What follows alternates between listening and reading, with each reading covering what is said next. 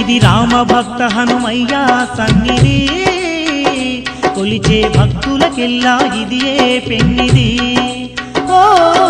రామ భక్త హనుమయ్య సన్నిధి కొలిచే భక్తులకెల్లా ఇదియే పెన్నిది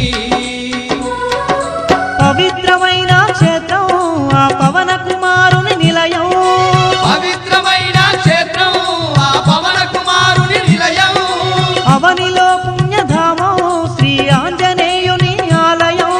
అవనిలో పుణ్యధామం శ్రీ ఆంజనేయుని ఆలయం ఇది దీన జనులను ఆదరించే క్షేత్రం దివ్య సుందరుడైన మారుతి మందిరం ఓ రామ భక్త హనుమయ్య సన్నిధి